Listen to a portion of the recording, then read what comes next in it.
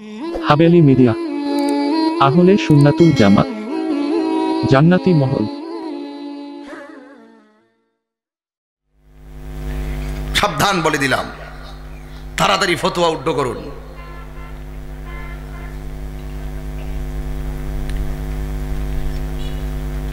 কোরআন সুন্নাহর স্পষ্ট ব্যাখ্যা থাকার পরেও প্রতিহিংসা করে ওই ব্যাখ্যাকে অপব্যাখ্যায় রূপান্তরিত করে পারস্পরিক সংঘাতের দিকে যারা ধাবিত করে দিচ্ছে তাদের কাউকে ছাড় দেওয়া হবে না। যেখানে কোনো ধরনের সংঘাত হবে প্রয়োজনে ওই তারা যারা ফতোয়া দিয়ে হামকি তুমকি দিয়েছে তারাই হবে হুকুমের আসামি। ঠিক কিনা বলেন? তাড়াতাড়ি ফতোয়া উড্ড করুন। একটা ফতোয়া দিতে গেলে বহুত চিন্তা ভাবনা করে ফতোয়া দিতে হয়। সাবধান বলে দিলাম। কোন জায়গায় কথা বলছেন আন্দাজ পান নাই? তাহিরি দলিল ছাড়া কথা বলে না। ঠিক কিনা বলেন? আপনি মারা যাবেন ফতোয়া দিয়ে, আমিও একদিন মারা যাব। আপনি আমাকে কাফের বলছেন, যদি আমি কাফের না হই তাহলে আপনি কাফের হয়ে যাবেন। ভাবেন তো আপনার কবরটা কি অবস্থা হবে? কাফের কাফের কাফের কাফের কাফের কাফের ফতোয়া দিতে মুসলমানরা যখন পারস্পরিক কামরা কামড়িতে ব্যস্ত, তখনই ইন্ডিয়াতে কোরআনের 26টা আয়াতকে বাতিল করার জন্য রিট করার সাহস পাইছে। কথা কোন ঠিক কিনা বলেন? ফতোয়াবাজি বন্ধ করেন। আপনাদের ফতোয়ার কারণে মানুষ কি বলে জানেন? মাসওয়ালাকে মাস মাস মাস মাস, ওই মাসওয়ালা, রিকশা রিকশা রিকশা রিকশা, ও রিকশাওয়ালা। কাফের কাফের কইতাছেন কইতাছেন কইতাছেন, মানুষ আপনারা কইতাছে ওই কাফের ওয়ালা। আপনারা এমন এক অবস্থা চলে গেছেন। একবার ভাবেন, মরতে হবে যে আপনাদের দায়িত্বশীল দায়ী যারা, তাদের কাজ হলো বেঈমানকে ইমানদার বানানো, আর আপনারা একজন ইমানদার মুসলমানকে কাফের বানানোর জন্য একজোটে ফতোয়াবাজি শুরু করছেন, আমাকে কাফের মুশরিক বানাইয়া। একবার ওয়াজের মাঠ থেকে বয়কট করে ডাক দিয়েছেন, প্রতিরোধের ডাক মেরে দিয়েছেন, ডাক দিয়ে একদম আমারে কাফের বানাই দিবেন। আপনাদের দায়িত্বশীল ব্যক্তিদের কাজ তো এটা না।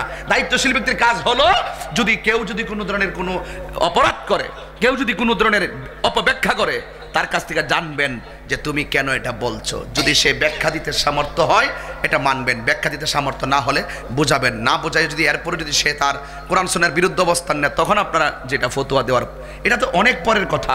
আপনাদের দায়িত্ব হলো বেঈমানকে বুঝাইয়া ইমানদার বানানো। আর এখন দেখতেছি প্রতিহিংসা কইরা ইমানদারকে, মুসলমানকে, যেই তাহিরি 19 বছর ধরে কুফুরের বিরুদ্ধে ওয়াজ করে, শিরকের বিরুদ্ধে ওয়াজ করে, সেই তাহিরিকে কুফুরের দিকে ঠেলে দিচ্ছেন।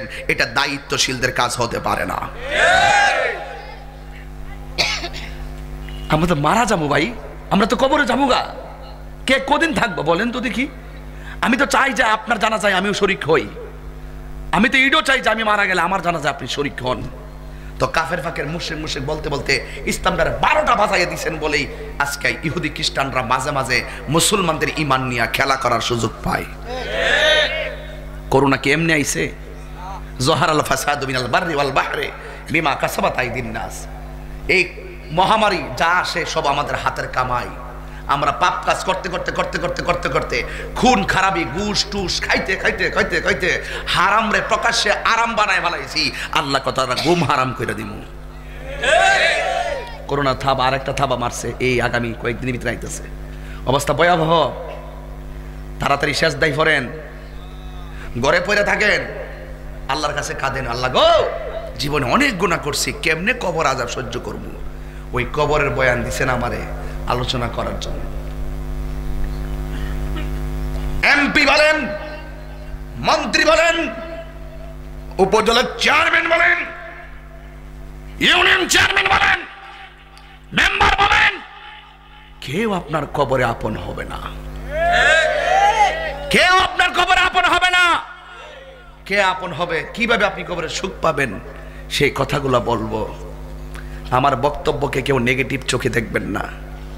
আমি তাহিরি কত সম্মান করি আপনাদেরকে, আমি তাহিরি আকাবেরদেরকে কত সম্মান করি। সবাই বলতো যে তাহিরি সবাইকে শ্রদ্ধা করে। সেই লোকটাকে যখন আপনি অবহেলা করেছেন, হয়তো আমি একটু জবাব দিতে গিয়ে কেউ যদি আমার ব্যাপারে মিথ্যা বলে, যদি আমি নীরব থাকি, তাহলে মিথ্যাটা সত্য হয়ে যাবে। সেই জন্য আমি জবাব দিয়েছি, আর না হয় আমি জবাব দিতাম না। আমার যুবক ভাইরা, আল্লাহ রাব্বুল আলামিন কোরআনুল কারীমের মধ্যে বলেছেন, কাইফা তাক تكفرون بالله وكنتم أمواتا فأحياكم ثم يميتكم ثم يحييكم ثم إليه ترجعون